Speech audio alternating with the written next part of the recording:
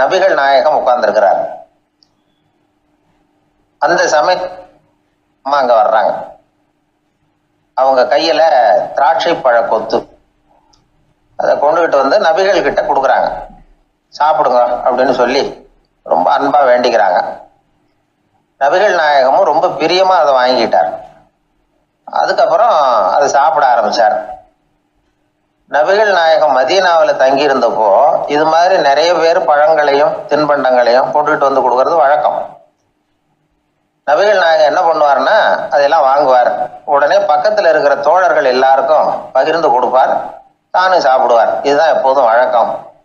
ஆனா இந்த தடவை என்னாச்சு தெரியுமா? அவர் அப்படி பண்ணல. ஒவ்வொரு பழமா எடுத்து தானே சாப்பிட்டுக்கிட்டு இருக்கிறார். அவர் விருப்பமா சாப்பிடுகிற காட்சியை ஆசை தீர பார்த்துக்கிட்டு இருந்தாங்க அந்த வயசான அம்மா, அந்த பழத்தை கொடுத்தவங்க. அவங்களுக்கு ரொம்ப மகிழ்ச்சியா இருந்தது, மன நிறைவா இருந்தது. நாம ஆசையா கொண்டுகிட்டு வந்து கொடுக்குற பழத்தை நபிகள் நாயகம் இவ்வளவு பிரியமா சாப்பிட்றாரு அப்படின்னு நினைச்சு ரொம்ப சந்தோஷப்பட்டாங்க. அதுக்கப்புறம் அங்க இருந்து அவங்க புறப்பட்டு போயிட்டாங்க.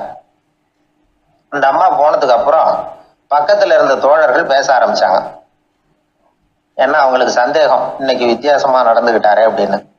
அண்ணலே, எது உங்களுக்கு வந்தாலும் எங்க எல்லாருக்கும் கொடுத்துட்டு தான் நீங்க சாப்பிடுவீங்க.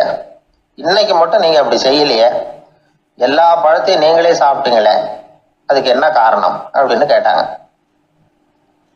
இப்படி கேட்கறதுனால நாயகம் அதை தப்பா புரிஞ்சுக்க மாட்டார் அப்படிங்கிறது அவங்களுக்கு தெரியும். யாரும் எதையும் அவர்கிட்ட கேட்கலாம், அப்படி கேட்கறதுக்கு உரிமை உண்டு. இந்த ஜனநாயக முறைகளுக்கு அவர்கள் கொடுத்த மரியாதை இது. தோழர்களின் கேள்விக்கு நபிகள் பதில் சொல்ல ஆரம்பிச்சார். நண்பர்களே, அந்த அம்மா ரொம்ப பிரியமா அந்த பழங்களை என்கிட்ட கொண்டுகிட்டு வந்து கொடுத்தாங்க. முதல்ல ஒரு பழத்தை எடுத்து வாயில போட்டு பார்த்தேன். அது ரொம்ப புளிப்பா இருந்தது, சாப்பிடுறது ரொம்ப கஷ்டம். உங்ககிட்ட யாருக்காவது அதை கொடுத்துருந்தா அதுல வாயில போட்டதும் புளிப்பு தாங்காம முகம் சுழிச்சிருப்பீங்க. அதை அந்த அம்மா பார்த்துட்டாங்கன்னா வருத்தப்பட்டிருப்பாங்க. ஆசையா கொண்டுகிட்டு வந்து நமக்கு கொடுத்துருக்குறாங்க. அவங்க அன்பான மனசை நோகடிக்கிறதுக்கு நான் விருப்பப்படலை. அதனால முகம் சுழிக்காம சாப்பிடணுமேங்கிறதுக்காகத்தான் அந்த பழங்கள் பூராவே நானே சாப்பிட்டுட்டேன் அப்படின்னு புன்முறுவலோட பதில் சொன்னாராம் நபிகள் நாயகம். இன்னொருத்தர் மனசு புண்படக்கூடாதுங்கிறதுக்காக புளிப்பையும் இனிப்பா ஏற்றுக்கொள்ளுகிற பண்பாடு இருக்கு பாருங்க, அது ஒரு பெரிய நாகரிகம். அது எல்லாருக்கும் சுலபமா வந்துடாது. நல்லா இருக்கிற பழத்தையே என்ன இவ்வளவு மோசமா இருக்குன்னு சொல்லுகிறவர்கள் தான் நம்ம கிட்ட அதிகம். இந்த காலத்துல இல்வாழ்க்கையில இந்த நாகரிகத்தை சில பேர் கடைபிடிக்கிறது உண்டு. நல்லா இருக்க இல்லையோ முகம் சுளிக்காம சாப்பிட்டுருவாங்க. ஏன்னு கேட்டா, எதுக்காக சார் வீண் வம்பு, ஏதோ நமக்குன்னு கொடுத்து வச்சது அவ்வளவுதான் அப்படின்னு நினைச்சுக்கிட்டு போக வேண்டியது தானே அப்படிம்பாங்க. இவங்கெல்லாம் கூட ஒரு விதத்துல பண்பாடு தெரிஞ்சவர்கள் தான். ஒரு ஆளு ஊரெல்லாம் சுத்தி விட்டு கடைசியில அழுத்து போய் ஒரு ஹோட்டலுக்குள்ள நுழைஞ்சானான். ரொம்ப களைப்பா இருந்தது அவனுக்கு. அதனால ரொம்ப களைப்படைஞ்சு போய் ஒரு நாற்காலியில போய் உட்காந்துருக்கிறான். இவனை பார்த்ததும் சர்வர் ஓடி வந்தார். சார் உங்களுக்கு என்ன வேணும்னு கேட்டார். எனக்கு தேவை 2 தோசையும் கொஞ்சம் அன்பான வார்த்தைகளும் அப்படின்னா. சர்வர் உள்ள போனார், 2 தோசையை கொண்டாந்து வச்சார். அன்பான வார்த்தை கேட்டனே அப்படின்னா இவன். சர்வர் ரொம்ப பணிவா குனிஞ்சு இவன் காதோரமா சொன்னார், ஐயா இந்த தோசையை சாப்பிட்றாதீங்க, புளிச்சு போன பழைய மாவு அப்படின்னார். இது பாருங்க, அன்பான வார்த்தையும் 2 தோசையும் கேட்டார், கொண்டாந்து கொடுத்துட்டார். இப்படி இருக்கிறவர்களும் இன்றைய மனிதர்கள்ல அதிகம். அதனால மனிதர்கள் ஒவ்வொருத்தரும் ஒவ்வொரு விதம்.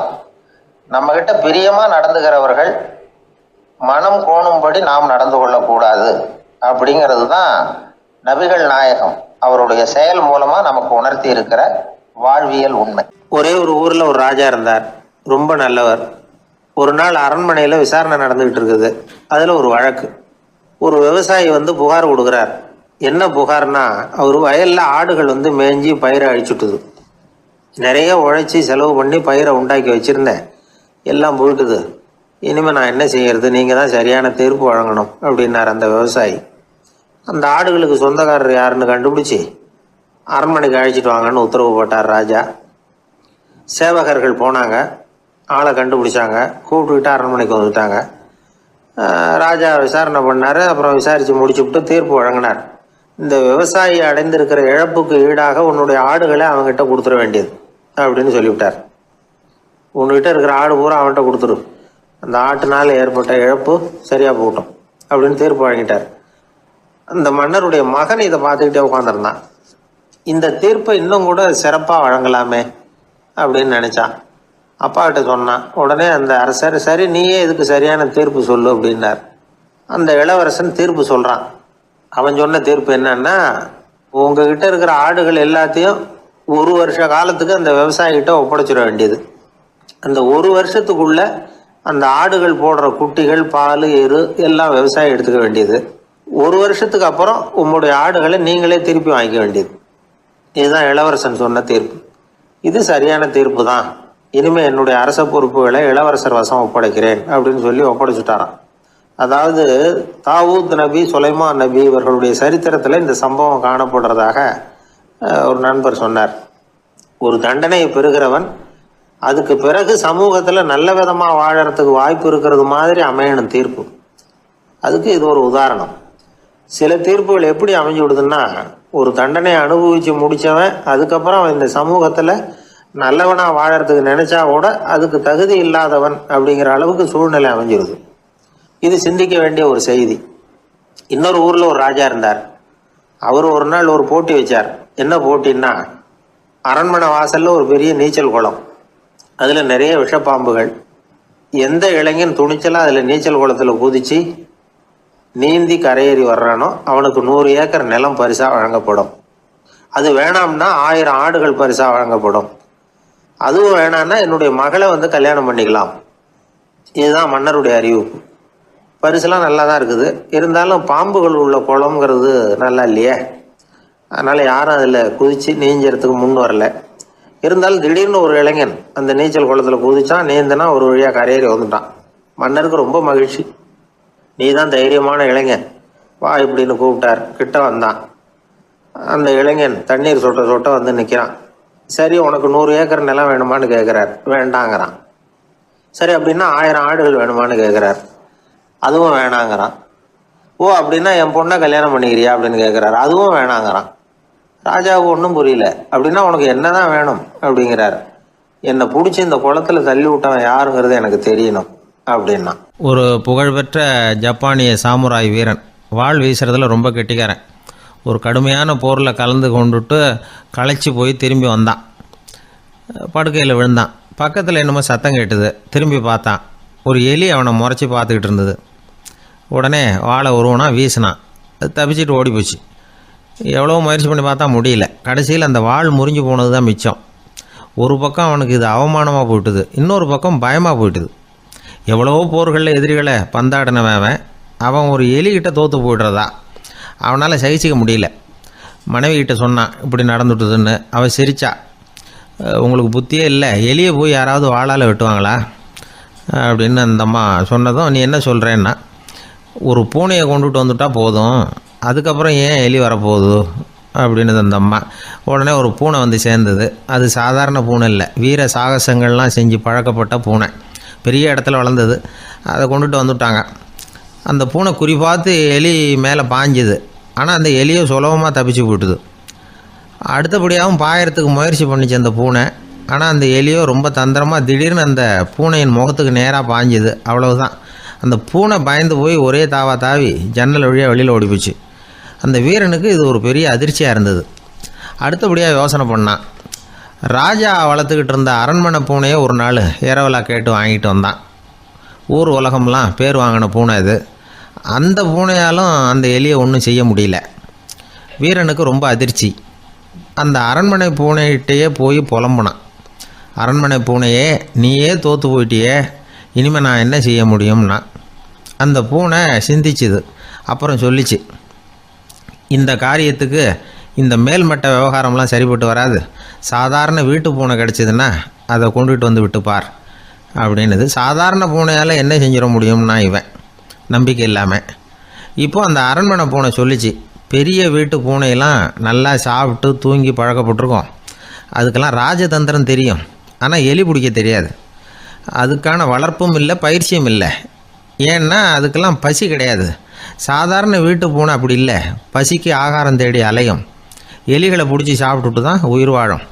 அதனால் அதுகளுக்கு எலியை பிடிக்கிற எல்லா உத்திகளும் தெரியும், எங்களுக்கு தெரியாது அப்படின்னுது. அது சரியே, அதுவும் பூனை தான், நீயும் பூனை தான், அதால் முடிகிற காரியம் ஏன் உன்னால் முடியல அப்படின்னு கேட்டான் இவன். இதுக்கு அந்த பூனை சொல்லிச்சு, இதே கேள்வியை நானும் கேட்டேன், உன்னுடைய தந்திர முறை என்னன்னு கேட்டேன். அதுக்கு பதில் சொல்லாமல் படுத்து தூங்கி போச்சு. அதை மறுபடியும் எழுப்பி கேட்டேன், அதுக்கு கோவம் வந்துட்டுது. இதில் என்ன தந்திர முறை வேண்டியிருக்கு, நான் ஒரு பூனை அவ்வளவுதான். பூனைன்னா பூனை, பூனை எலியை பிடிக்கும், நான் எலியை பிடிக்கிறேன் அவ்வளவுதான்னுது அப்படின்னு சொல்லி விவரமாக சொல்லிச்சு அந்த அரண்மனை பூனை. உடனே ஒரு சாதாரண பூனையை கொண்டுட்டு வந்துட்டாங்க. கொண்டாந்து விட்டால் அது பார்க்குறதுக்கு ரொம்ப சாதாரணமாக தெரிஞ்சுது. இந்த வீரனுக்கு நம்பிக்கை வரல, இருந்தாலும் அதை கொண்டுட்டு வந்து வீட்டுக்குள்ளே விட்டான். ஒரே நிமிஷம் அந்த எலியை கவிட்டு வெளியில் ஓடிப்போச்சு. மேலிடத்து பூனைகள்லாம் இதை வேடிக்கை பார்த்துக்கிட்டு வெளியில் நின்றுக்கிட்டு இருக்குது. எல்லாரும் மெதுவாக அந்த பூனையை நெருங்கி, உங்ககிட்ட அப்படி என்ன தனிப்பட்ட திறமை, அதோட ரகசியம் என்னன்னு கேட்டாங்க.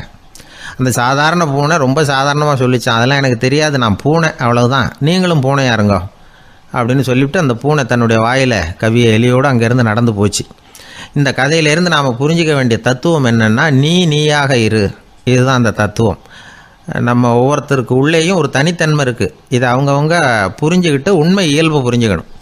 நம்முடைய இயல்பு என்னங்கிறது நமக்கு தெரியணும், அதை கண்டுபிடிக்கிறது தான் உண்மையான கலை. ஒரு பெரிய மனுஷன் வாயை அகலமாக திறந்து வச்சுட்டு தூங்கிட்டு இருந்தான். உடனே ஒரு எலி உள்ளே பூந்துட்டு தான். வீட்டு வேலையாள் டாக்டருக்கு ஃபோன் பண்ணான், எங்கள் முதலாளி வாய்க்குள்ளே ஒரு எலி பூந்துட்டுது டாக்டர் அப்படின்னா. நான் உடனே புறப்பட்டு வரேன், அதுக்கு முன்னாடி நீ ஒரு ரொட்டி துண்டை எடுத்து ஒரு வாய்க்கு முன்னாடி காட்டு, உள்ளே போன எலி வெளியில் வந்துடும்னார் டாக்டர்.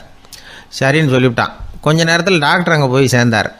அப்போ வேலைக்காரன் ஒரு பெரிய மீனை அவர் வாய்க்கு நேராக இப்படியும் இப்படியும் ஆட்டிக்கிட்டு இருந்தான். நான் ரொட்டி துண்டை தானே காட்ட சொன்னேன்னார் டாக்டர். அவன் சொன்னான், எலியை வெளியில் கொண்டுட்டு வர்றதுக்கு ரொட்டி துண்டை காட்ட சொன்னீங்க டாக்டர், அதுக்கப்புறம் அந்த எலியை துரத்திக்கிட்டு ஒரு பூனை உள்ளே போயிருக்கு, அதுக்காக தான் இந்த மீனை காட்டிகிட்டு இருக்கேன் நானா. இது எதுக்குன்னா, இப்படி வேடிக்கையாக சொல்கிறது, பூனை பூனையாக இருக்க வேண்டும், எலி எலியாக இருக்க வேண்டும், மனுஷன் மனுஷனாக இருக்க வேண்டும் அப்படிங்கிறத புரிஞ்சுக்கிறது. நாம இருக்கிற வரை வெற்றி நிச்சயம். உழைப்பும் நேர்மையும் உயர்வதற்கு வழிகள். அதை விட்டுட்டு உட்கார்ந்த இடத்துல இருந்துகிட்டே உயர போகணும் அப்படின்னு ஆசை கற்பனை பண்றாங்க. அந்த கற்பனையிலேயே பாதி வாழ்க்கை ஓடி போடுது. உழைப்புங்கிற வழியையும் நேர்மைங்கிற வழியையும் ஒதுக்கி விட்டு குறுக்கு வழியில ஓட நினைக்கிறவங்க குப்புற விழுந்து விடுறாங்க. எந்த தொழிலை நாம செய்தாலும் சரி, அந்த தொழிலுக்குரிய பெருமையை நாம புரிஞ்சுக்கிட்டு அதுல ஈடுபடணும். அப்படி இல்லாம, என்ன சார் பொழப்புது, இந்த தொழிலை மனுஷன் செய்வானா அப்படி புலம்பிக்கிட்டு இந்த தொழிலையே செஞ்சுக்கிட்டு இருக்கிறவங்க நம்மள பல பேர் உண்டு. செய்யும் தொழிலே தெய்வம் அப்படின்னு சொல்றாங்கல்ல, அப்படி சொல்றது எதுக்காக? அந்த அளவுக்கு அதுல ஒரு ஈடுபாடு வேணுங்கிறதுக்காகத்தான். ஒரு பெரிய மலைப்பகுதி, அந்த மலை அடிவாரத்துல ஒரு சிற்பி உட்காந்து ஒரு சிலையை வடிச்சுக்கிட்டு இருக்கிறான். கையில ஒரு சின்ன உளிய வச்சுக்கிட்டு ஒரு பெரிய கருங்கல் பாறையை கொஞ்சம் கொஞ்சமா உடைச்சுக்கிட்டு இருக்கான். ஒரு சிற்பத்தை வடிக்கிறதுங்கிறது அவ்வளவு உன்னதமான ஒரு தொழிலா? எல்லாராலையும் முடியுமா அது? அப்படி இருந்தும் அந்த சிற்பிக்கு மன நிறைவில்லை. அவன் நினைக்கிறான், இந்த கடுமையான வெயில்ல உட்கார்ந்து வேலை செய்யறது எவ்வளவு கஷ்டம். நாம ஒரு சிற்பியா இருக்கிறதுனால தானே சூரியன் கடுமையான வெப்ப கதிர்களை நம்ம மேல வீசுறான். நாமளே அந்த சூரியனா இருந்துட்டா இந்த கஷ்டம் இருக்காதே. நம்மளை கஷ்டப்படுத்துறவன் நம்மளை விட வலிமை உள்ளவன், அதனால நாம அவனா மாறி விடுறதுதான் நல்லது அப்படின்னு அந்த சிற்பி யோசனை பண்ணான். அவன் எண்ணம் உடனே நிறைவேறிட்டுது. இயற்கைங்கிற மாபெரும் சக்தி அவனை ஒரு சூரியனா மாத்தி விட்டது. சிற்பி இப்போ ஒரு சூரியனா மாறினான். இனிமே இந்த உலகத்துல நம்மளை விட வலிமை உள்ளவன் வேற யாரும் கிடையாது அப்படின்னு நினைக்க ஆரம்பிச்சுட்டான். அவனுக்கு மகிழ்ச்சியா இருந்தது. அந்த மகிழ்ச்சி அதிக நேரம் நீடிக்கல. ஏன்னா கொஞ்ச நேரத்துல ஆகாயத்துல கரிய மழை மேகங்கள் அப்படியே சூழ்ந்து வந்தது. சூழ்ந்து வந்த மேகங்கள் சூரியனை மறைக்க ஆரம்பிச்சது. இப்போ சூரியனா இருந்த அந்த சிற்பி நினைச்சு பாக்குறான், என்ன இது, என்னையே இந்த மேகம் மூடி மறைக்குதுன்னா அது என்னை விட பெரிய ஆளாதான் இருக்கணும். அதனால இனிமே நாம சூரியனா இருக்கக்கூடாது, நாம மேகமா தான் இருக்கணும், அதுதான் கௌரவம் அப்படின்னு நினைக்க ஆரம்பிச்சிட்டான். இப்பவும் பாருங்க, இயற்கை அவனுடைய ஆசையை நிறைவேற்றி வச்சது. சூரியனா இருந்த சிற்பி மேகமா மாறினான். வான வீதியில அப்படியே உல்லாசமா வர ஆரம்பிச்சான். அந்த உல்லாசமும் அதிக நேரம் நீடிக்கல. எதிரில பார்த்தா பிரம்மாண்டமான மலைகள் வழியை அடைச்சிட்டு நிக்குது. வேகமா வந்த மேகம் மலையில மோதிக்கிட்டுது. அந்த மலையை தாண்டி அப்பால செல்ல முடியல. இப்போ அந்த மேகம் நினைக்குது, நாம எந்த தடையும் இல்லாம அந்தரத்துல மிதந்து வர்றோம், நம்மையே போக விடாம தடுக்குதுன்னா அந்த மலைக்கு எப்பேற்பட்ட வலிமை இருக்கணும். இனிமேலும் நாம மேகமா இருந்து பிரயோஜனம் இல்லை, இருந்தா மலையா இருக்கணும், அதுதான் பெருமை அப்படின்னு நினைக்க ஆரம்பிச்சான். இப்பவும் பாருங்க, இயற்கை அவனுடைய ஆசையை நிறைவேற்றி வச்சது. மேகமா இருந்த சிற்பி மலையா மாறினான். பெரிய மலை பூமிக்கும் வானத்துக்குமா நின்றுகிட்டு இருக்கு. இனிமே நமக்கு எந்த கவலை இல்லை அப்படின்னு நினைச்சது அந்த மலை. இப்படி நினைச்சுக்கிட்டு இருந்த வேளையில அந்த மலையோட காலடியில அடிவாரத்துல ஏதோ சத்தம் கேட்டுது. என்ன சத்தம் இது அப்படின்னு சொல்லி அந்த மலை மெதுவா குனிஞ்சு பார்த்துதான். பார்த்தா அங்க ஒரு மனுஷன் தன்னுடைய கையில உளிய வச்சுக்கிட்டு மலையை கொத்திக்கிட்டு இருக்கிறான். ஏதோ ஒரு சிற்பத்தை வடிக்கிறதுக்காக அவன் முயற்சி பண்ணிட்டு இருக்கிறான். இப்போ அந்த மலை நினைச்சுதான், மலையே ஒருத்தன் உடைக்கிறான்னா அவன் எப்பேற்பட்ட வலிமை உள்ளவனா இருக்கணும். இனிமேலும் மலையா இருந்து பிரயோஜனம் இல்லை, மனுஷனா மாறணும், அதுதான் சரி அப்படின்னு நினைச்சுதான். அந்த வினாடியே அந்த மலை ஒரு மனுஷனா மாறிச்சு.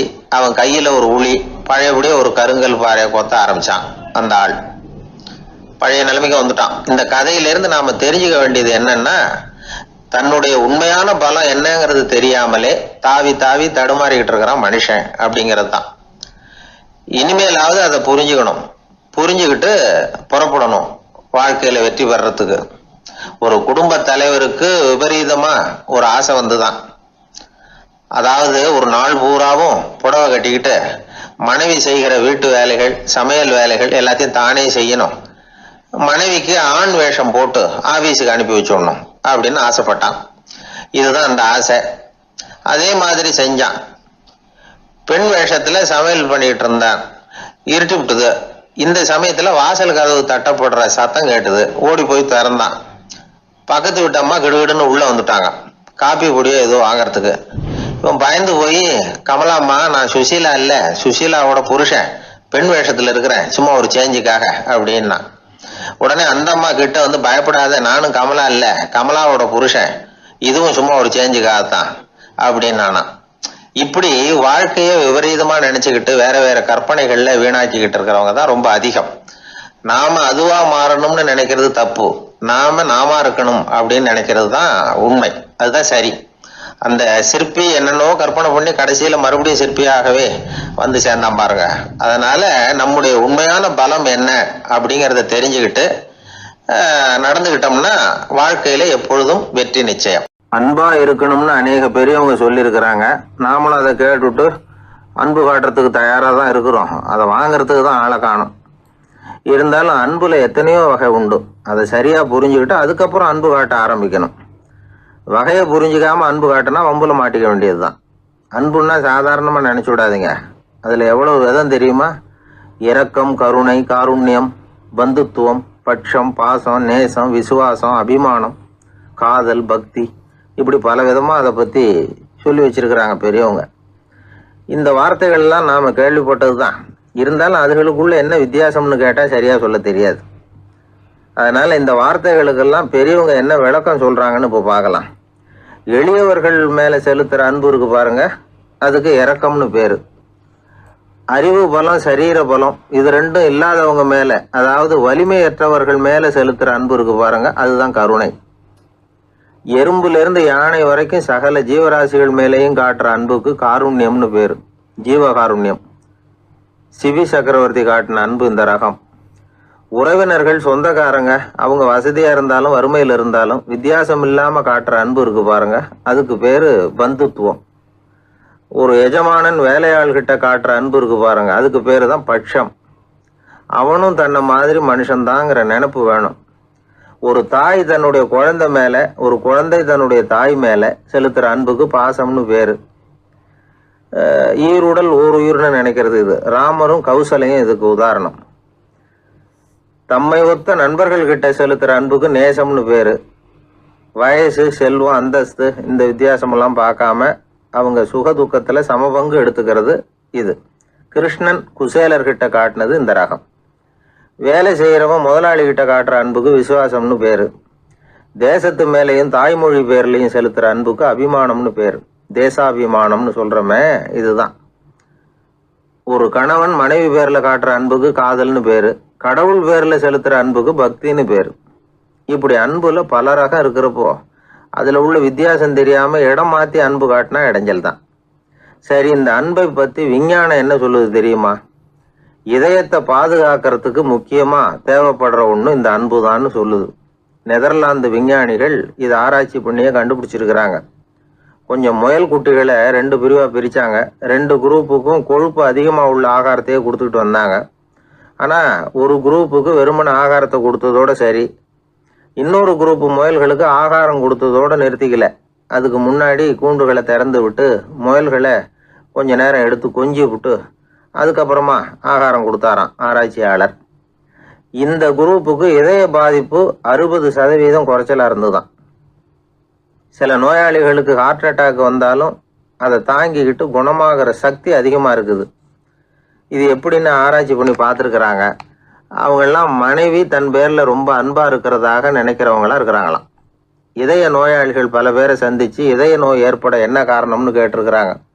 அவங்க சொன்ன காரணம்லாம் சாப்பாடு சம்மந்தமாக இல்லையா, மனைவி அன்பா இல்லை, இப்படிப்பட்ட காரணத்தை தான் சொல்கிறாங்களாம். அதனால் இதயத்தை பாதுகாக்கணும்னு நினைக்கிறவங்க அடுத்தவங்க அன்பாக இருக்கிறது மாதிரி பார்த்துக்குங்க, அதுதான் முக்கியம். ஒருத்தர் முகம் பூரா பிளாஸ்டரி போட்டுக்கிட்டு வந்தார். ரொம்ப கோபமாக, என்னங்க ஆச்சுன்னு விசாரித்தேன். எல்லாம் உங்களால் தான் சார்னார். விவரமாக சொல்லுங்களேன். என்ன உங்கள் தகவலை கேட்டுட்டு ஒரு பூனைக்குட்டியை கையில் எடுத்தேன், அன்பாக அதை தடவி கொடுக்கறதுக்காக. ஆனால் அது முந்திக்கிட்டது, அது என் முகத்தை தடவி கொடுத்துட்டுது, முகம் பூரா நகை கீறல், அதுதான் இப்படி அப்படின்னார். அன்புல அறிவு சேராததுனால வந்த கோளாறு இது. ஒரு கோவில்ல ஆன்மீக சொற்பொழிவு நடந்துகிட்டு இருக்குது. ஒரு பெரியவர் பேசிக்கிட்டு இருக்கார். கடவுளை பற்றியும் சொர்க்கத்தை பற்றியும் மனுஷனை பற்றியும் அவர் விவரமாக பேசுகிறார். எல்லாரும் உட்காந்து கேட்குறாங்க. அந்த கூட்டத்தில் ஒரு தத்துவ ஞானியும் உட்காந்துருக்கிறார். அவர் அவருடைய நண்பர். பேசி முடித்ததும் அந்த பெரியவர் மேடையை விட்டு இறங்கினார். நேராக அந்த தத்துவ ஞானிகிட்ட வந்தார். எப்படி இருந்தது என்னுடைய பேச்சு அப்படின்னு கேட்டார். நீங்கள் பேசினது ஒன்றுக்கு ஒன்று முரண்பாடாக தெரிஞ்சுது அப்படின்னாரா இவர். நான் என்ன அப்படி தப்பாக பேசிவிட்டேன் அப்படின்னாரா அவர். கடவுளை நம்புகிறவன் சொர்க்கத்துக்கு போவான்னு சொன்னீங்க, அப்புறம் நல்ல விதமாக வாழறவன் சொர்க்கத்துக்கு போவான்னு சொன்னீங்க அப்படின்னாராம். இதில் என்ன முரண்பாடுன்னு கேட்டிருக்காரு அவர். இதில் தான் முரண்பாடு தெரியுது எனக்கு. அதாவது இங்கே ஒருத்தன் எல்லா தப்பும் பண்ணிக்கிட்டு இருக்கிறான், அவன் கடவுளை நம்பினான்னா அவன் சொர்க்கத்துக்கு போவானா? இது என்னுடைய முதல் கேள்வி. இல்லைன்னா ஒருத்தன் எந்த தப்பும் பண்ணல, ரொம்ப ஒழுங்காக வாழ்ந்துக்கிட்டு இருக்கிறான், ஆனால் அவன் கடவுளை நம்பலை, அவன் என்ன நரகத்துக்கு தான் போவானா? கடவுள் நம்பிக்கை உள்ள ஒரு திருடன் என்ன ஆவான், எங்கே போவான்? கடவுள் நம்பிக்கையே இல்லாத ஒரு நல்லவன் என்ன ஆவான், எங்கே போவான்? ஒருத்தன் இங்கே கடவுள் நம்பிக்கையோட வாழறது முக்கியமா அல்லது நல்லவனா வாழறது முக்கியமா? இதுதான் இவர் கேட்ட கேள்வி. இதை கேட்டதும் அந்த பெரியவர் குழம்பி போட்டார். அவர் சொன்னது நியாயம் தானே. கடவுளை நம்புறவன் தான் சொர்க்கத்துக்கு போவான்னா பேசாமல் கடவுளை நம்பிக்கிட்டு இந்த உலகத்தில் எல்லா தப்பும் பண்ணிக்கிட்டு இருக்கலாமே. பேச்சாளர் குழப்பத்தோடு வீட்டுக்கு போனார். படுத்து தூங்கினார். ஒரு கனவு வந்தது. கனவுல அவர் ஒரு ரயிலில் வேகமாக போயிட்டு இருக்கிறார். எதிரில் உட்காந்துருக்கிறவரை பார்த்து நாம் இப்போ எங்கே போகிறோம்னு கேட்டார். சொர்க்கத்துக்கு போயிட்டு இருக்கிறோம் அப்படின்னாங்களாம். ரயில் போய் நின்றுது. இவர் இறங்கினார். இங்கே கௌதம புத்தர் இருப்பார், சாக்ரட்டிஸ் இருப்பார், அவங்கள பார்க்கறதுக்கு ஒரு நல்ல வாய்ப்பு அப்படின்னு நினச்சிக்கிட்டே அங்கேயும் இங்கேயும் பார்த்தார். அங்கே யாருமே இல்லை. ஒரே பாலைவனம் மாதிரி இருக்குது. பச்சை இல்லை, பசுமை இல்லை, பூக்கள் இல்லை, மரம்லாம் மொட்டையாக நிற்கிது. எலும்பும் தோலுமா சில முனிவர்கள் அங்கேயும் எங்கேயுமா உட்காந்துருக்குறாங்க. இவர் அவங்ககிட்ட போய் இந்த புத்தர், சாக்ரட்டிஸ் இவங்கெல்லாம் எங்கே இருக்கிறாங்கன்னு கேட்டாராம். அப்படி யாரும் இங்கே இல்லையே, அவங்கெல்லாம் யாரு அப்படின்னு திருப்பி கேட்டிருக்கிறாங்க. இவருக்கு அதிர்ச்சியாக போச்சு. அப்படின்னா அவங்க எங்கே போயிருப்பாங்க? உடனே ரயில் நிலையத்துக்கு ஓடி வந்தார். அப்போ தான் நரகத்துக்கு ஒரு ரயில் புறப்பட்டுக்கிட்டு இருந்தது அங்கேருந்து. அதில் ஏறி உட்காந்தார். ரயில் வேகமாக போச்சு. நரகம் நெருங்க நெருங்க காற்று குளிர்ச்சியாக வீச ஆரம்பிச்சுதான். வெளியில் பசுமையாக இருந்துதான். அழகான மலர்கள், அழகான நீர்நிலைகள், நந்தவனங்கள், ரொம்ப அருமையாக இருக்குது. ரொம்ப அங்கே இருந்தவங்கெல்லாம் ரொம்ப மகிழ்ச்சியாக உல்லாசமாக வேறு இருந்திருக்கிறாங்க. எங்கே பார்த்தாலும் ஆடல் பாடல் உற்சாகம். இவர் ரயிலை விட்டு இறங்கினார். அவருக்கு சந்தேகம், இதுவா நரகம் அப்படின்னு விசாரிச்சிருக்கார். ஆமாம், இதுதான் நரகம்னாங்களாம். எனக்கு ஒரு சந்தேகம் இருக்கார். என்னன்னு கேட்டிருக்காங்க. கௌதம புத்தரும் சாக்ரட்டிஸும் லாவோஸும் இவங்க மாதிரி இன்னும் பல பேரும் கடவுள் நம்பிக்கை இல்லாதவங்க அவங்கெல்லாம் இங்கே இருக்கிறாங்களா அப்படிங்கிறது தான் என்னுடைய சந்தேகம் அப்படின்னாரா. இப்போ அவங்க சொல்லியிருக்கிறாங்க, இப்போ நீங்கள் பார்க்குறீங்களே பசுமையும் பச்சை பயிர்களும் ஆடல் பாடல்களும் அழகிய மலர்களும், இது எல்லாமே கௌதம புத்தரும் சாக்ரட்டிஸும் அது மாதிரி மகான்களும் இங்கே வர ஆரம்பித்த பிறகு தான் உண்டாக ஆரம்பிச்சது. இந்த பிரதேசத்தை அவங்க அப்படியே மாற்றிவிட்டாங்க. இப்போலாம் இங்கே இருக்கிறவங்க யாரும் சொர்க்கத்துக்கு போகிறதுக்கே ஆசைப்படுறதில்ல அப்படின்னாங்களாம். இந்த அதிர்ச்சியிலேயே அந்த பெரியவர் கனவு கலைஞ்சி முழிச்சுக்கிட்டார். இதில் இருக்கிற கருத்து என்னன்னா, நல்லவர்கள் எங்கே இருக்கிறாங்களோ அந்த இடத்துக்கு பேர் தான் சொர்க்கம். சொர்க்கம் நரகம்ங்கிறதெல்லாம் ஆன்மீக பண்புகள், அவ்வளவுதான். ஒரு ஊரில் 2 இணைபிரியாத நண்பர்கள். ஒருத்தன் கேட்டான், இப்போ கடவுள் நம்ம முன்னாடி உங்கள் 2 பேரில் யாராவது ஒருத்தர் மட்டும் என்னோட சொர்க்கத்துக்கு வரலாம் அப்படின்னு கூப்பிட்டா நீ என்ன சொல்லுவேன்னு கேட்டானா. இவன் ரொம்ப பெருந்தன்மையாக உன்னையே அழைச்சிட்டு போக சொல்லிடுவேன் அப்படின்ட்டுருக்கான். அப்படின்னா உனக்கு சொர்க்கம் வேணாமான்னு கேட்டிருக்கான் அவன். நீ என்னை விட்டுட்டு போனாவே அப்புறம் இந்த பூலோகமே எனக்கு சொர்க்கம் தாண்டா அப்படின்னு நானா இவன். வாயில கொழுப்பு இருந்தாலும் பரவாயில்ல சார், எப்படியாவது ஒரு வழியா சமாளிச்சுக்கலாம். ஆனா வயத்துல மட்டும் கொழுப்பு இருக்கக்கூடாது சார். அப்படி இருந்தா அதான் அலட்சியமாகவும் விட்டுறக்கூடாது சார் அப்படின்னு ஒருத்தர் சொல்லிட்டு வந்தார். அதுக்கப்புறம் தான் அவர்கிட்ட பேசி பல விவரங்களை தெரிஞ்சுக்க முடிஞ்சுது. சில பேர் சொல்லுவாங்க, எனக்கு தொந்தி கிடையாது சார், வேணும்னா என் வயத்தை அழுத்தி பாருங்க, கல் மாதிரி இருக்கும்பாங்க. வயிறு கல் மாதிரி இருந்தால் உள்ள கொழுப்பு இல்லைன்னு நினச்சிடக்கூடாது. வயிற்று தசைக்கு அடியில் உள்ள கொழுப்பு சில வாத்தியங்களில் இருக்குமே நரம்பு, அது மாதிரி டைட்டாக இழுத்துக்கிட்டு இருக்குன்னு அர்த்தம். அதனால் தொட்டு பார்த்தா கல் மாதிரி தான் இருக்கும், இருந்தாலும் தொந்தி தான். வயிற்றில் கொழுப்பு அதிகமாக இருக்கிறது சங்கடம் தான். அதனால் கொலஸ்ட்ரால் அளவு அதிகமாகும். இதய நோய்கள், நீரிழிவு, ஹைப்பர் டென்ஷன், ஸ்ட்ரோக்கு இது மாதிரி ரிஸ்க்லாம் அதிகமாகும். ஒருத்தர் ஒல்லியாக இருக்கலாம், உடம்பு இடம் அதிகப்படியாக இல்லாமல் இருக்கலாம். அப்படி இருந்தால் கூட அவர் உடம்புல மற்ற பகுதியை விட வயத்தில் கொழுப்பு அதிகமாக இருக்கும். நாம தான் ஒல்லியாக இருக்கிறோமே, நமக்கு ஒன்றும் இல்லை அப்படின்னு நினச்சிடக்கூடாது.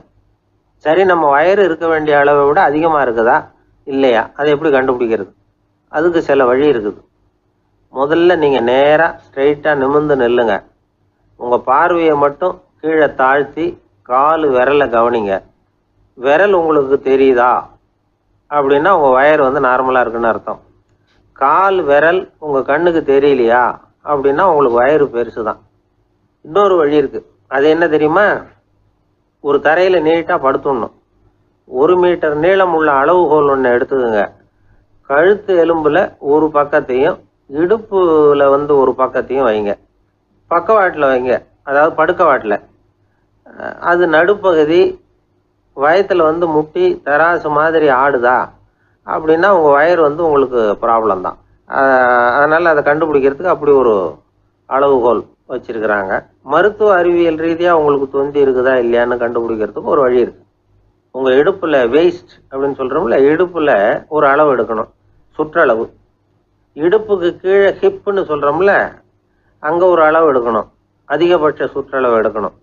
அந்த அளவை இந்த அளவால் வகுக்கணும். அதாவது உங்கள் வெயிஸ்ட் மெஷர்மெண்ட் இருக்குல்ல, அதை ஹிப்பு மெஷர்மெண்ட்டால் வகுக்கணும். இந்த விகிதம், அதாவது வெயிஸ்ட் ஹிப் ரேஷியோ, ஆண்களுக்கு 0.95க்கு மேலே போகக்கூடாது, பெண்களுக்கு 0.85க்கு மேலே போகக்கூடாது. அப்படி போயிட்டுதுன்னா வயிறு பெருத்துருக்குதுன்னு அர்த்தம். இது டாக்டர்கள் கண்டுபிடிக்கிற ஒரு விதம். சரி, இந்த தொந்தியை குறைக்கிறதுக்கு என்ன பண்ணலாம்? பட்னி கிடக்கலாமா அப்படின்னா அது தேவையில்லை. ஆனால் கலோரி அளவை குறைக்கணும். அது எப்படி? கொழுப்பு ஆகாரத்தை குறைக்கணும். இப்போ கார்போஹைட்ரேட்டு, புரோட்டீன்லாம் இருக்குதுல்ல, அதெல்லாம் ஒரு கிராமுக்கு சுமாராக 4 கலோரி கொடுக்கும். ஆனால் கொழுப்பு 1 கிராமுக்கு 9 கலோரி கொடுக்கும். அதனால் ஒரே அளவுள்ள ஆகாரங்களில் கூட கலோரி வித்தியாசம் இருக்குது. கலோரி அளவு குறைச்சலாக கொடுக்கக்கூடிய ஆகாரம் சாப்பிடணும். இப்போ தொந்தியை குறைக்கிறதுக்கு கடுமையான உடற்பயிற்சி தேவையா அப்படின்னு கேட்டால் அதுவும் தேவையில்லையா. ஆகாரத்தில் கொழுப்பை குறைச்சாவே போதும், மற்ற ஆகாரம் செரிக்கிறதுக்கு லேசான உடற்பயிற்சியே போதும். வயத்தை குறைக்கிறேன்னு சொல்லி சில பேர் உட்காந்து எழுந்திருப்பாங்க, அதுவும் தேவையில்லையா. அப்படிலாம் பண்ணி உங்களை கஷ்டப்படுத்திக்க வேண்டியதில்லை. வயத்தை குறைக்கிறதுக்கு அதெல்லாம் உதவுறது இல்லை அப்படின்னு அது சம்பந்தமான நிபுணர்கள் சொல்கிறாங்க. இப்போ இது சம்பந்தமாக 1984 ஒரு சோதனையே பண்ணி பார்த்துருக்குறாங்க. ஒரு நாளைக்கு 185 தடவை உட்காந்து எழுந்திருக்கிறது. இது மாதிரி 27 நாள் பயிற்சி பண்ணிவிட்டு பார்த்தாங்களாம். வயிற்று கொழுப்பில் எந்த மாறுதலும் இல்லையா. அதனால் உட்காந்து எழுந்திருக்கிற வேலையெல்லாம் தேவையில்லை. தொந்தியை குறைக்கிறதுக்கு முயற்சி பண்ணுறவங்க தோற்றத்தை அழகாக்கிறது ஒரு பக்கம் இருந்தால் கூட ஆரோக்கியமான நீண்ட வாழ்வுக்கும் அவங்க அஸ்திவாரம் போடுறாங்கன்னு தான் அர்த்தம். ஒருத்தர் வந்தார், சார் எனக்கு தொந்தி இருக்கா இல்லையான்னு கண்டுபிடிக்கிறது கஷ்டமாக இருக்குதுன்னார். சரி நான் கண்டுபிடிக்கிறேன், இப்படி தரையில் காலை நீட்டி ஸ்ட்ரைட்டாக படுங்க அப்படின்னோம். சரின்னு படுத்துட்டார். இப்போ உங்கள் கண்ணை திருப்பி கால் கட்டை விரலை பாருங்க, கட்டை விரல் தெரியுதா அப்படின்னு கேட்டேன். தெரியுது சார்னார்.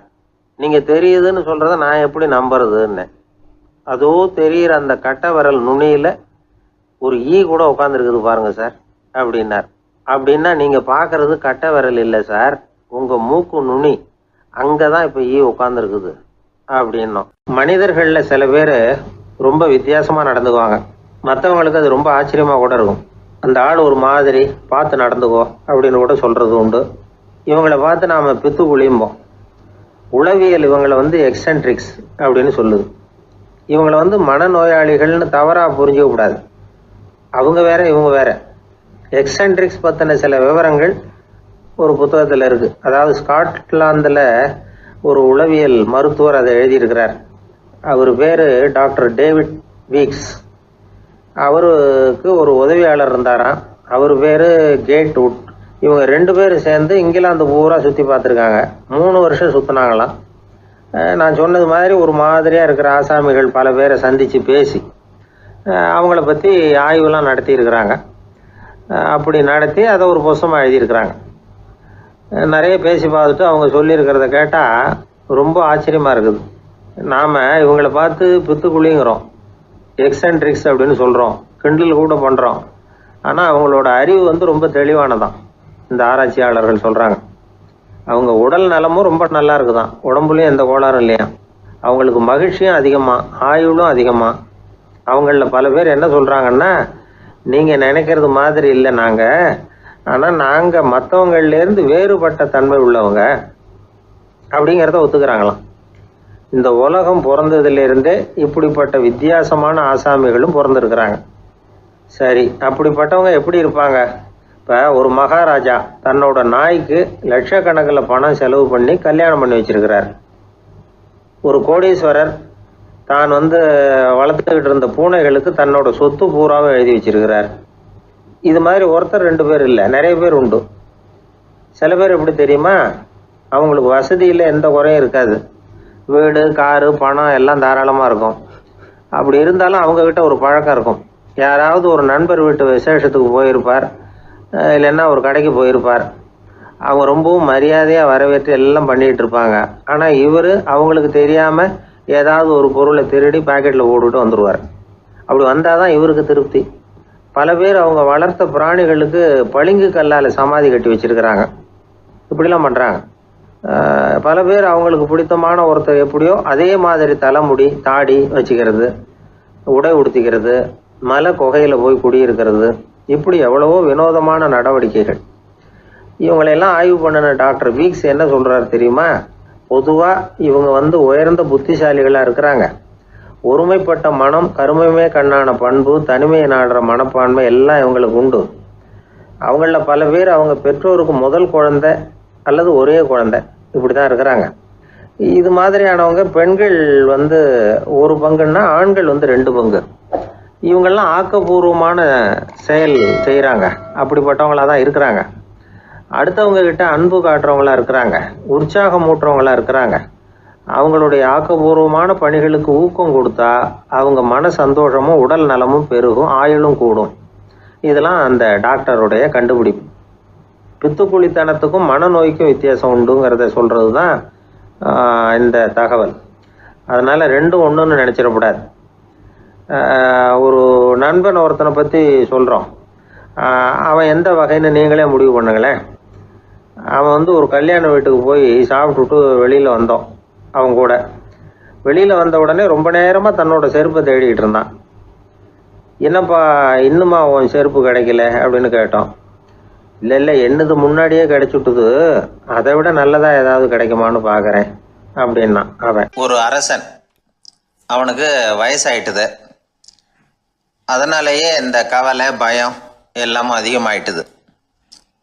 மரண பயம், ராத்திரியில் சரியாக தூங்க முடியல, இப்படி ஆயிட்டுது நிலைமை. அந்த அரசன் ஏற்கனவே எப்படின்னா போர்க்களங்களில் எத்தனையோ பேரை ஓட ஓட விரட்டி இருக்கிறான். இருந்தாலும் இப்போ அந்த துணிச்சல்லாம் எங்கேயோ போயிட்டுது. பேசாமல் படுத்துருக்கிறான். அப்படியே படுத்தாலும் தான் தூக்கம் வர மாட்டேங்குது. என்ன பண்ணலாம்னு யோசித்தான் இந்த மன்னன். உடனே எல்லா அமைச்சர்களையும் கூப்பிட்டான். எனக்கு நிம்மதி இல்லை, எதை நினச்சாலும் பயமாக இருக்குது, எனக்கு ஒரு ஆலோசனை சொல்லுங்க அப்படின்னா. என்ன ஆலோசனை வேணும் அப்படின்னு சொல்லி கேட்டாங்க. எனக்கு ஒரு நெருக்கடியான சந்தர்ப்பம் ஏற்பட்டு போச்சுன்னு வச்சுக்கோங்க. அந்த நேரத்தில் நீங்கள் யாருமே என் பக்கத்தில் இல்லை ஆலோசனை சொல்கிறதுக்கு அப்படின்னா, அந்த சமயத்தில் எனக்கு உபயோகப்படுற மாதிரி ஒரு வாசகம், பொன்மொழி ஏதாவது சொல்லுங்கள். அதை நான் என்னுடைய வைர மோதிரத்துக்கு அடியில் பதிச்சு வச்சுக்கிறேன் அப்படின்னார். தேவைப்படுறப்போ உதவும் அப்படிங்கிறதுனால. அவர் போட்டிருந்த மோதிரமும் அதுக்கு தகுந்த மாதிரியே திறந்து மூடுறது மாதிரி அமைஞ்சிருந்தது. ஏதாவது வாசகம் எழுதுனா உள்ற வச்சுக்கலாம், அதுக்கான வசதி அதில் இருந்தது. அமைச்சர்கள்லாம் யோசனை பண்ணாங்க. இது மாதிரி ராஜா கேட்குறாரு, என்ன வாசகம், அதாவது பொன்மொழி சொல்லலாம் அப்படின்னு எல்லாரும் யோசனை பண்ணாங்க. ஒருத்தருக்குமே சரியாக தோணலை, ஒரே குழப்பமாக இருந்தது. ஏன்னா நெருக்கடியான சமயத்தில் உபயோகப்படுறது மாதிரி ஒரு பொன்மொழி வேணும்னு சொல்லியிருக்கிறார். அப்படி இப்படி யோசித்து பார்த்தா ஒன்றுமே தோணலை. எல்லாரும் குழம்பிக்கிட்டு இருந்த நேரத்தில் ஒரு பெரியவர் அந்த பக்கமாக வந்தார்.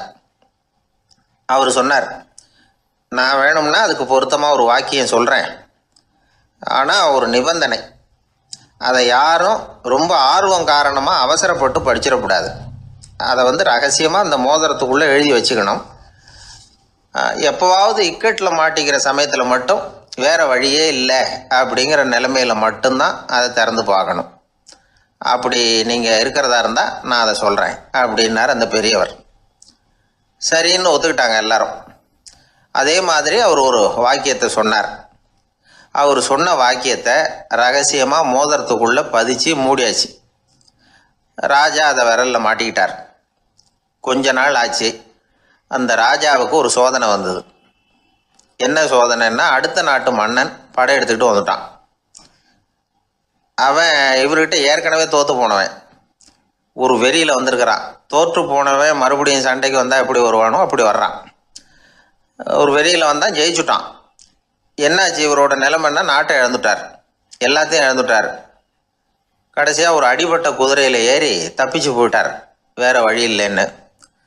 பின்னாடி துரத்திக்கிட்டு வராங்க. இவர் ஒரு மலை உச்சிக்கு போயிட்டார். அதுக்கும் அப்பால் போக முடியாது, ஏன்னா அந்த பக்கம் பயங்கர பள்ளம். உல்லாச பயணிகள் கண்டு கழிக்கிற இடம் அது. ஆனால் இவருக்கு அது சாவு பயணத்தின் வாசல், திரும்பவும் முடியாது.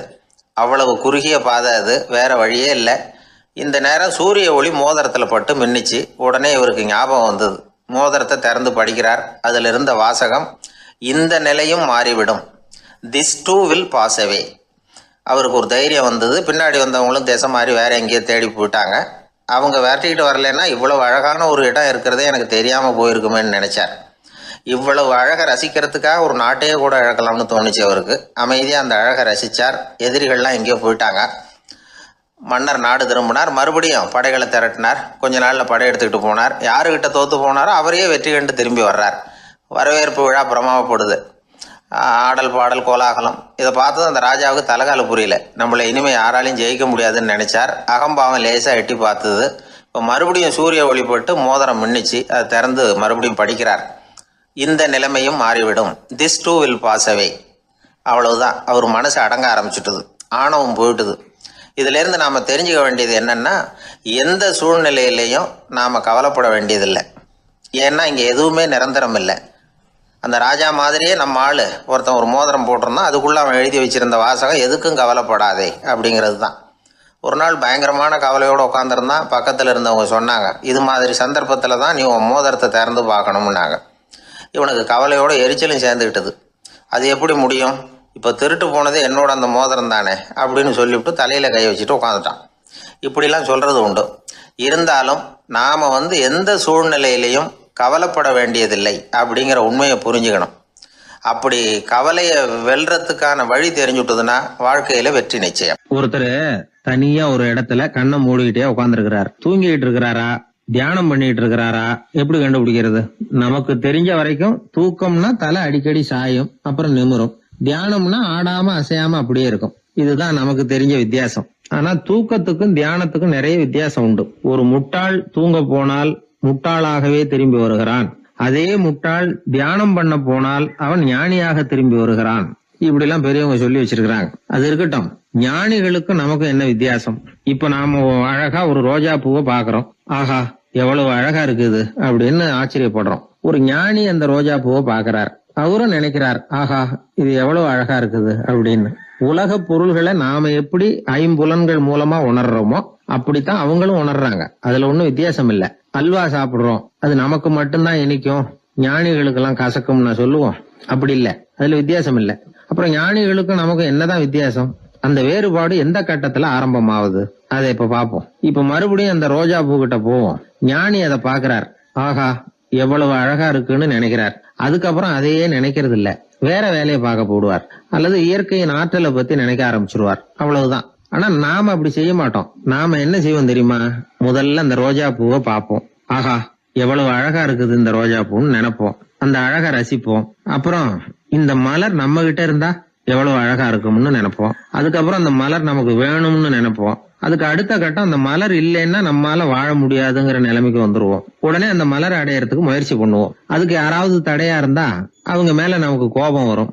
அந்த கோபத்தின் காரணமா நம்ம விவேக புத்தியை இழந்துருவோம். யாருகிட்ட எப்படி நடந்துக்கணுங்கிறத மறந்துடுவோம். அதன் காரணமா ஞாபக மறதி ஏற்படும். அதாவது முன்பு விவேக புத்தி மழுங்கி இருந்ததுன்னா அது இப்ப அடியோட இல்லைங்கிற நிலைமை வந்துடும். அதன் காரணமா நம்ம புத்தியை இழந்துருவோம், கடைசியில அழிவோம். இந்த நிலைமை நமக்கு வந்துடக்கூடாதுன்னா அதுக்கு என்ன செய்யணும்? நமக்கு கெடுதல் செய்யக்கூடிய ஆசைகளை ஆரம்பத்திலேயே கிள்ளி எறிஞ்சிடணும். ஒரு விஷயம் என்ன தெரியுமா? எந்த ஆசைக்குமே முதல்ல வலு கிடையாது. அதை பத்தி நாம நினைக்கதான் அதுக்கு வலு உண்டாகுது. இளம் தளிரா இருந்தது இப்ப பெரிய மரமா ஆயிடுது. ஞானிகள் இந்த அளவுக்கு அதை வளர விடுறது இல்ல. அதுதான் நமக்கும் அவங்களுக்கும் உள்ள வித்தியாசம். ஒரு இளைஞன் கையில ஒரு குச்சியை வச்சுக்கிட்டு நடந்து போயிட்டு இருக்கிறான். இன்னொரு வயசானவர் கையில ஒரு குச்சியை வச்சுக்கிட்டு நடந்து போறார். அது அவருக்கு ஊன்றுகோல். அது இல்லைன்னா அவரால் நடக்க முடியாது. அது தவறி கீழே விழுந்தா அவரும் விழுந்துருவார். ஆனா அந்த இளைஞன் அப்படி இல்ல. அவனுடைய கைத்தடியை யாராவது எடுத்துக்கிட்டு போனா கூட அவன் கவலைப்பட மாட்டான். அவன் அந்த கைத்தடியை பயன்படுத்துறது மாதிரி தான் ஞானிகள் உலக பொருள்களை பயன்படுத்துறாங்க. ஆனா நம்ம மாதிரி சாதாரண ஆளுங்க அந்த வயசானவர் கைத்தடியை பயன்படுத்தினது மாதிரி உலக பொருள்களை பயன்படுத்துறோம். இதுதான் ஞானிகளுக்கும் நமக்கும் உள்ள வித்தியாசம். ஞானிங்கிறவர் பொருள்களை துறக்க மாட்டார், அதுகள் பேர்ல உள்ள பற்றுதலை தான் துறப்பார். எனக்கு தெரிஞ்ச ஞானி ஒருத்தர் இருக்கிறார். அவர் சொன்னார், 1988 ஜூன் மாதம் 1 தேதியை என்னால மறக்க முடியாதுன்னார். ஏன்னு கேட்டேன். அதுதான் எனக்கு ஞானம் வந்த நாள்னார். அப்படியா? ஆமா, அன்னைக்குதான் எனக்கு கல்யாணம் ஆச்சு, என் மனைவி பேரு ஞானம் அப்படின்னார். அதனால ஞானம் ஒவ்வொருத்தருக்கும் ஒவ்வொரு மாதிரி வரும். அதனால நாம ஞானிகளுடைய வாழ்க்கையை பார்த்து அவர்களை நெருங்க முடியுமான்னு பார்க்கணும். அந்த முயற்சி நமக்கு தேவை. அந்த வகையில நம்ம வாழ்க்கையை அமைத்து கொண்டால் வாழ்க்கையில படிப்படியா முன்னேறலாம், படிப்படியா வாழ்க்கையை அனுபவிக்க முடியும். ஒரு ராஜா இருந்தார்.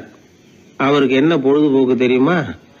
தன்னை சுத்தி இருக்கிறவங்க கிட்ட ஏடா கூடமா ஏதாவது கேள்வி கேட்க வேண்டியது, அவங்க பதில் சொல்ல தெரியாம முழிக்கிறாங்கல்ல, அதை பார்த்து ரசிக்க வேண்டியது. இப்படி ஒரு சுபாவம் அவருக்கு. ஒரு நாள் அவருடைய மந்திரி ஒருத்தர் அவர்கிட்ட மாட்டினார். அவரை கிட்டத்துல கூப்பிட்டு, அமைச்சரே, எனக்கு ஒரு சந்தேகம்னார். என்னன்னார் அமைச்சர். கடவுள் இருக்கிறாரா அப்படின்னு ஒரு கேள்வி கேட்டாராம். ஆமா, இருக்கிறார் அப்படின்னாராம் அவரு. அவர் என்ன சர்வ வல்லமை படைச்சவரா அப்படின்னாராம். ஆமா அரசே, அவன் இல்லாம ஒரு அணுவும் அசையாது. இருந்த இடத்துல இருந்தே கண் சிமிட்டுகிற நேரத்துல ஏராளமான அற்புதங்களை நிகழ்த்த அவனன்றி யாரால் முடியும் அப்படின்னாராம் அமைச்சர்.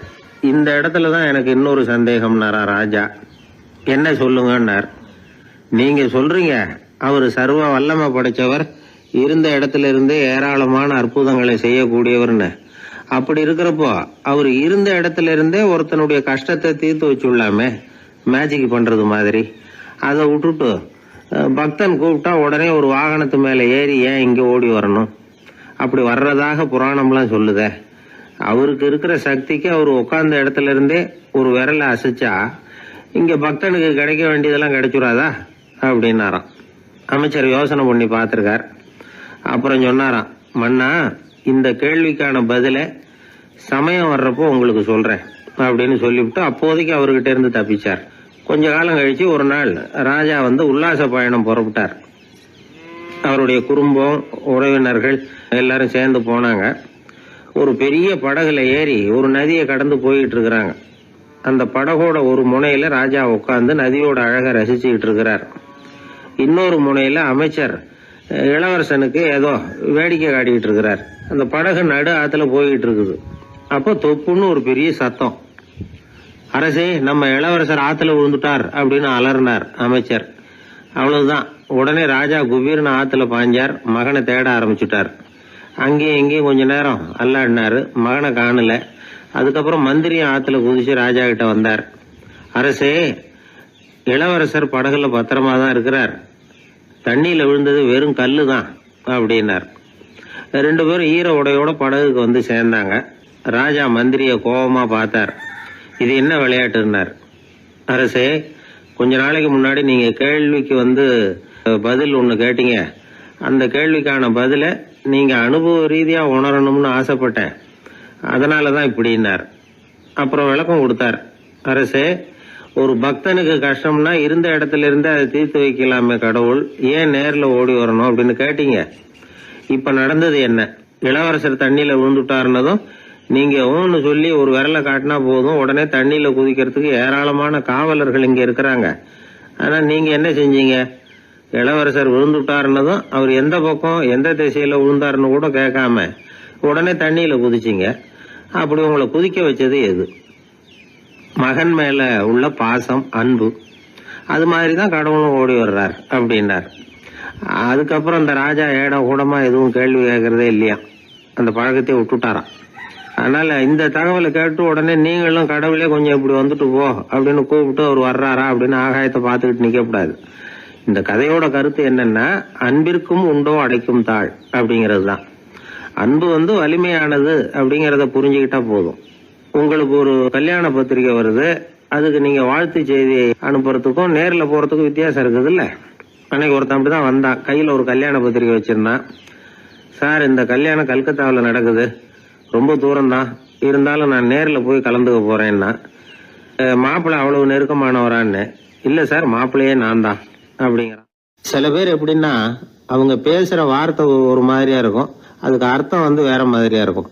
அதனால நாம அவசரப்பட்டு ஒரு முடிவுக்கு வந்துடக்கூடாது. யோசிச்சு பார்க்கணும். இல்லைன்னா விவரம் தெரிஞ்சவங்களை கேட்டு அதுக்கு அர்த்தம் என்னன்னு கண்டுபிடிக்கணும். ஒரு ஊர்ல ஒரு பெரியவர் இருந்தார். அவருக்கு 3 பிள்ளைங்க. கடைசி காலத்துல அவர் அந்த 3 பிள்ளைங்களையும் கிட்டத்துல கூப்பிட்டு 3 அறிவுரைகளை சொல்லிவிட்டு கண்ணை மூடிட்டார். அவர் சொன்ன அறிவுரைகள் என்ன தெரியுமா? பெத்த தாய்க்கு சோறு போடாதே, இது ஒரு அறிவுரை. கொடுத்த கடனை கேட்காதே, இது ஒரு அறிவுரை. விதைச்ச நிலத்துக்கு வேலி போடாதே, இது ஒரு அறிவுரை. என்ன இது எல்லாம் ஒரு மாதிரியா இருக்குது, இதெல்லாம் பார்த்தா அறிவுரை மாதிரியா தெரியுது, என்னப்பா இப்படி சொல்றிய அப்படின்னு கேட்கலாம்னா அவர் அதுக்குள்ள கண்ணை மூடிட்டார். சரி, அப்பா சொல்லிவிட்டு போன அறிவுரைக்கு அர்த்தம் என்ன, அதை எப்படியாவது கண்டுபிடிப்போம் அப்படின்னு சொல்லி அந்த 3 பிள்ளைங்களும் ஆளுக்கு ஒரு அறிவுரையை எடுத்துக்கிட்டு வெளியில புறப்பட்டாங்களாம், விவரம் தெரிஞ்சவங்களை கேட்கலாம்னு. ஒரு பெரியவர் வந்தார். அவரை பார்த்து விளக்கம் கேட்டாங்க. ஐயா, கொஞ்சம் நெல்லுங்க, எங்க அப்பா சாகர சமயத்துல பெத்த தாய்க்கு சோறு போடாதேன்னு சொல்லிவிட்டு போனார், அப்படின்னா என்ன அர்த்தம் அப்படின்னு கேட்டாங்க. அந்த பெரியவர் கொஞ்சம் யோசனை பண்ணி பார்த்துட்டு அப்புறம் விளக்கம் சொன்னார். பெத்த தாய்க்கு சோறு போடாதேன்னா பொதுவா வயசானவங்களுக்கு அடிக்கடி கோபம் வரும். மருமகளோ மற்றவங்களோ சோறு போட்டா சீரா போட்டா ஐயோ குறைச்சி போடுறாளே, தாராளமா போடுறதுக்கு மனசு வரலையேம்பாங்க. தாராளமா போட்டா ஐயோ இப்படி மாட்டுக்கு கூட்டுறது மாதிரி கூட்டுறாளேம்பாங்க. ஆக எப்படி போட்டாலும் கோபம் வரும். அதனால இவங்களுக்கெல்லாம் நாம சோறு போடக்கூடாது, அவங்களா எடுத்து போட்டுக்கிற மாதிரி அவங்களுக்கு முன்னாடி வச்சுடணும். அதுதான் புத்திசாலித்தனம். அததான் உங்க அப்பா பெத்த தாய்க்கு சோறு போடாதேன்னு சொல்லியிருக்கிறார். போடாதேன்னா அவங்களா எடுத்துக்கிற அளவுக்கு அவங்க முன்னாடி சோத்தை வச்சிருங்க, அவங்க வேணுங்கிறத எடுத்துக்கிட்டோம்னு அர்த்தம் அப்படின்னு விளக்கம் கொடுத்தாரு அந்த பெரியவர். சரிங்க, அடுத்தபடியா எங்க அப்பா கொடுத்த கடனே கேட்காதேன்னு சொன்னாரு, அது எப்படிங்க நாங்க கேட்காம இருக்க முடியுமா அப்படின்னு கேட்டிருக்காங்க. பெரியவர் சொன்னார், கொடுத்த கடனை கேட்காதேன்னா கடனை கொடுத்துட்டு அதை கேட்டு வாங்குற அளவுக்கு நடந்துக்கிறவனுக்கு கடன் கொடுக்காதேன்னு அர்த்தம். கொடுத்த கடனை கேட்காமலே திருப்பி கொண்டாந்து கொடுக்கற நல்லவங்களா பார்த்து கடனை கொடுக்கணும். அததான் உங்க அப்பா அப்படி சொல்லி இருக்கிறார், கொடுத்த கடனை கேட்காதேன்னு அப்படின்னு விளக்கம் கொடுத்தார். உடனே இவங்க அந்த மூணாவது விஷயத்தையும் சொல்லி விளக்கம் கேட்டாங்க. விதைச்ச நிலத்துக்கு வேலி போடாதேன்னு சொன்னாரு, அது எப்படி வேலி போடாம இருக்க முடியும் அப்படின்னு கேட்டாங்க. ஏன் முடியாது? நம்ம நிலத்தை சுத்தி இருக்கிற நிலத்துக்கு சொந்தக்காரங்க எல்லாம் நல்லவங்களா இருந்துட்டா நம்ம நிலத்துக்கு வேலி போட வேண்டிய அவசியம் இல்லையே, வேற பாதுகாப்பு தேவையில்லையே. அதனால நல்லவங்க நிலத்துக்கு மத்தியில நம்ம நிலம் இருக்கிறது மாதிரி பாத்துக்கணும், அதுதான் அதுக்கு அர்த்தம் அப்படின்னாரு அந்த பெரியவர்.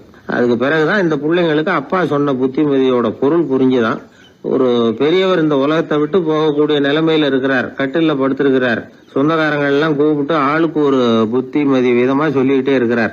அவங்க எல்லாம் கிட்டத்துல வந்து அவர் சொல்ற புத்திமதியை கேட்டுட்டு போறாங்க.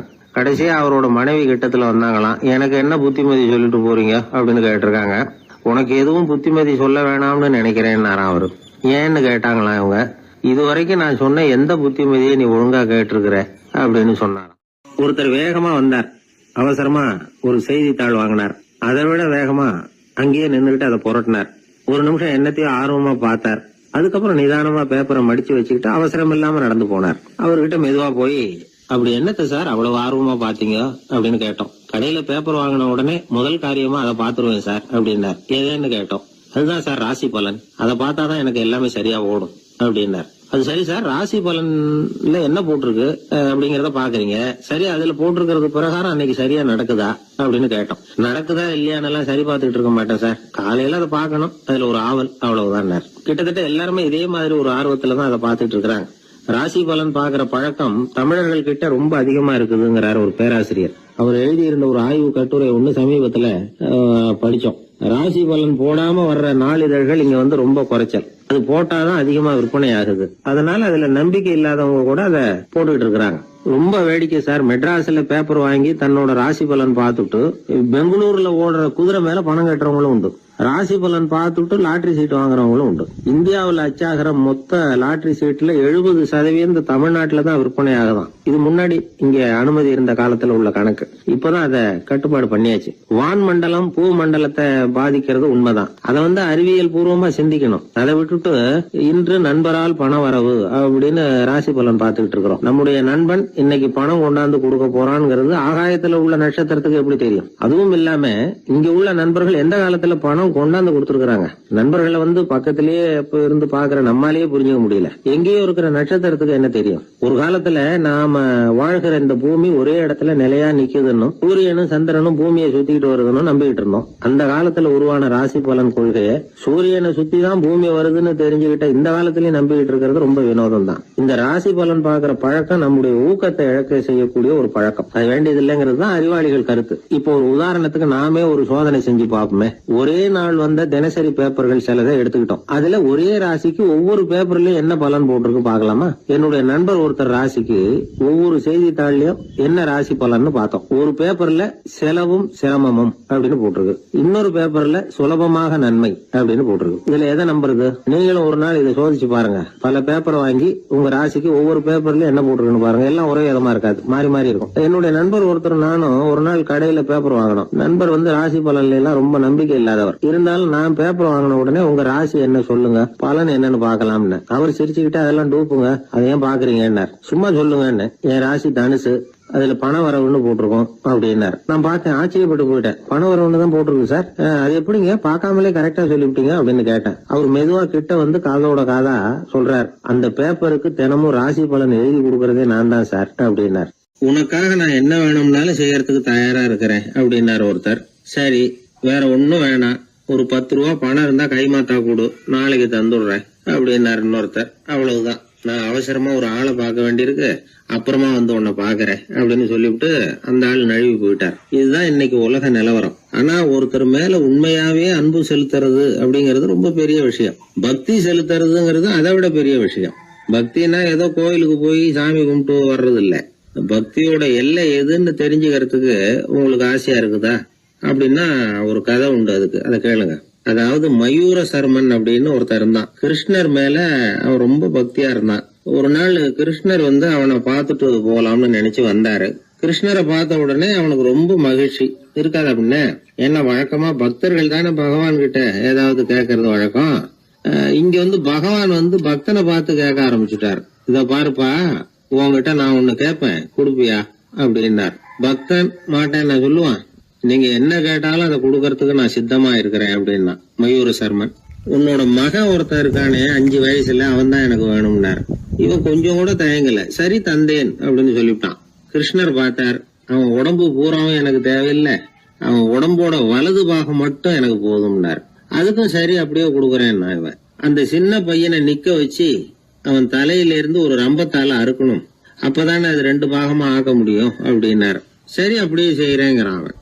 அந்த ரம்பத்தை நீ ஒரு பக்கம் பிடிச்சுக்கணும், உன்னோட மனைவி ஒரு பக்கம் பிடிச்சுக்கணும், நீங்க 2 பேரும் அப்படி பிடிச்சுக்கிட்டு அதை அறுத்து அவனை 2 துண்டாக்கணும் அப்படிங்கிறார். அதுக்கும் சரிங்கிறான். அப்படி செய்யறப்போ நீயும் அழப்படாது, உன்னுடைய மனைவியும் அழப்படாது அப்படின்னு அடுத்த கண்டிஷன். அதுக்கும் சரிங்கிறான். அடுத்த அப்படி ஒரு கண்டிஷன் போடுறார், அதாவது உன்னுடைய மகனும் அழப்படாது அப்படிங்கிறார். அதுக்கும் சரின்னு ஒத்துக்கிட்டான். இவ்வளவு நிபந்தனைகள் பேர்ல தான் உன் மகனோட வலது பாகத்தை நான் ஏத்துக்குவேன், இல்லைன்னா ஏத்துக்க மாட்டேன் அப்படின்னு சொல்லிவிட்டார் அவர். உங்களோட அத்தனை நிபந்தனைகளுக்கும் கட்டுப்பட்டு நாங்க நடக்கிறோம் அப்படின்னு சொல்லிவிட்டான் மயூர சர்மன். உடனே மகனை கூப்பிட்டான். அவன் வந்து நின்னான், அவனை குளிப்பாட்டினான், புது ஆடைகள் போட்டு விட்டான். அதுக்கப்புறம் ஒரு ரம்பத்தை எடுத்து அறுக்க ஆரம்பிச்சான். ஒரு பக்கம் அவன், இன்னொரு பக்கம் அவனுடைய மனைவி, நடுவுல அந்த பையன். அவங்க 2 பேர் கண்ணிலேயும் கண்ணீர் கொஞ்சம் கூட வரவே இல்லை. ஆனா அந்த சின்ன பையனோட இடது கண்ணில இருந்து மட்டும் கண்ணீர் வழிய ஆரம்பிச்சுட்டுது. இத கிருஷ்ணர் பார்த்துட்டார். என்னோட நிபந்தனைப்படி நீங்க நடந்துக்கல, அதனால உங்க பையனோட வலது பாகம் எனக்கு வேணாம்னு விட்டார். நாங்க 2 பேரும் அழலையே அப்படின்னா மயூர சர்மன். நீங்க அழல சரி, ஆனா உங்க பையனோட இடது கண்ணு மட்டும் அழுதுது அப்படின்னார். உடனே அந்த சின்ன பையன் என்ன சொன்னான் தெரியுமா? ஐயா, என் உடம்போட வலது பாகத்தை மட்டும் தானே பகவான் வந்து கேட்டாரு, வலது பாகம் பண்ணின புண்ணியத்தை இடது பாகம் பண்ணலையே அப்படின்னு நினைச்சுதான் இடது கண் அழுதுகிட்டு இருக்குது அப்படின்னா.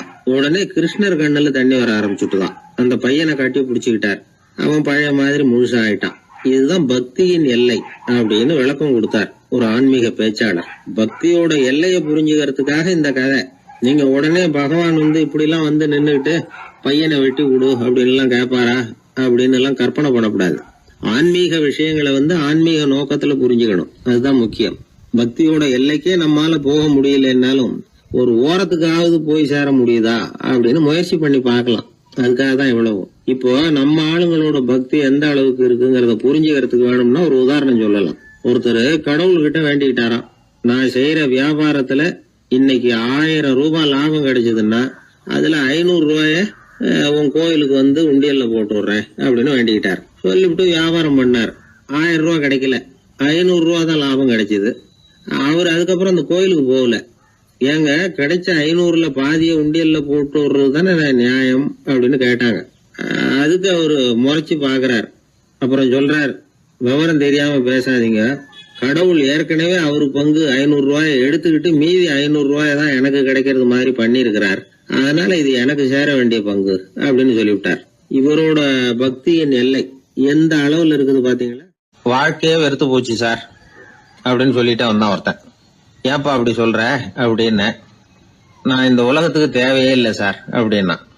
இந்த உலகத்துல தேவையில்லாம எதுவுமே இல்லையே என்ன நிமிர்ந்து பார்த்தான்.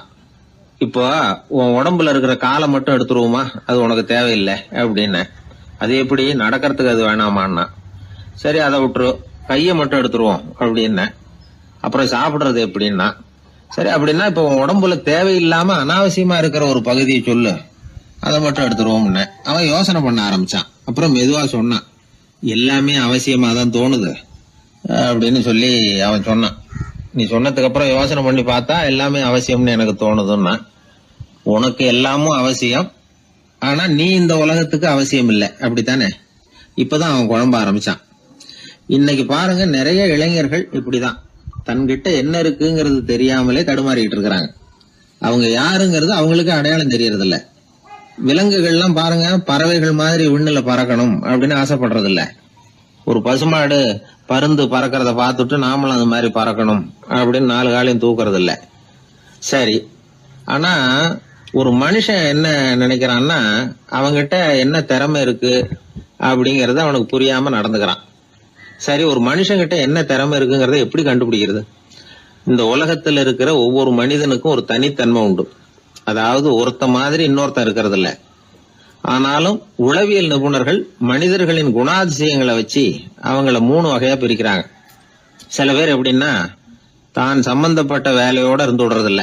எதிர இருக்கிறவன் செய்யற வேலை, இன்னொரு பிரிவுல இருக்கிறவன் செய்யற வேலை எல்லாத்திலையும் தலையிடுவாங்க. மனோ தத்துவத்துல இதுக்கு டாமினன்ஸ்னு பேர். இப்படிப்பட்ட குணாதிசயம் உள்ளவங்க எதுக்கு பொருத்தம் தெரியுமா? ஒரு நிறுவனத்தை தலைமையேற்று நடத்துறது, நிர்வாக பொறுப்பு வகிக்கிறது, இது மாதிரி பணிகளுக்கெல்லாம் இவங்க ரொம்ப பொருத்தமா இருப்பாங்க. 2வது வகை மனிதர்கள் எப்படின்னா, இவங்க ரொம்ப இனிமையா பேசுவாங்க, திறமையா பேசுவாங்க, அடுத்தவங்களோட பேசுறதுக்கு ஆசைப்படுவாங்க. இப்படிப்பட்டவங்க எல்லாம் விற்பனை துறையில வேலை பார்க்கறதுக்கு ரொம்ப பொருத்தம். இதை தவிர 3வது வகை மனிதர்கள் உண்டு. அவங்க எப்படின்னா, இவங்களுக்கு பகுத்து உணரும் ஆற்றல் உண்டு, உறுதிப்பாடு உண்டு, அடுத்தவங்களோட அதிகம் பேச மாட்டாங்க. இன்னும் சொல்ல போனா 4 பேரோட பேசுறதே அவங்களுக்கு பிடிக்காது. செய்யற வேலையை நுணுக்கமா செய்வாங்க. எந்த பிரச்சனையா இருந்தாலும் சரி, அது சம்பந்தமா எல்லா விவரங்களையும் சேகரிப்பாங்க. இந்த வகை மனிதர்களுக்கு ஆராய்ச்சி வேலை, அக்கௌண்டன்ட் வேலை, இது மாதிரியான பொறுப்புகளை கொடுக்கலாம். ஒவ்வொரு மனிதனையுமே கொஞ்சம் கூர்ந்து கவனிச்சு பாருங்க. அவனுக்குள்ள இந்த 3 விதமான திறமைகளும் உண்டு. எது அதிகம் எது குறைவு அப்படிங்கறதுலதான் வித்தியாசம். நாம ஒவ்வொருத்தரும் கொஞ்சம் சுயமா சிந்திச்சு பார்க்கணும். நாம இந்த 3 வகையில எந்த வகை அப்படிங்கறத நாமளாதான் தேடி கண்டுபிடிக்கணும். இப்ப சொல்லப்பட்ட 3 குணங்களுமே ஆளுமை சம்பந்தப்பட்டது. இதுல ஒருத்தருடைய இயல்பு, திறமை இதெல்லாம் அடங்காது. இதெல்லாம் தனி. இதையெல்லாம் யார் நினைச்சாலும் முறையா பயிற்சிகள் மூலமா வளர்த்துக்கலாம். இப்ப திறமைய பயிற்சி மூலமா நம்ம வளர்த்துக்கலாம், இயல்பு இதையெல்லாம் வளர்த்துக்கலாம். முன்னாடி சொன்னது மாதிரி நாம எந்த வகையான ஆசாமிங்கிறத புரிஞ்சுக்கிட்டு அதுக்கு தகுந்த மாதிரி ஒரு வேலையை தேடிக்கிட்டோம்னா வாழ்க்கை நல்ல விதமா அமையும். அதுக்கப்புறம் நான் இந்த உலகத்துக்கு தேவையில்லை அப்படின்னு சொல்லிட்டு இருக்க வேண்டிய அவசியம் வராது.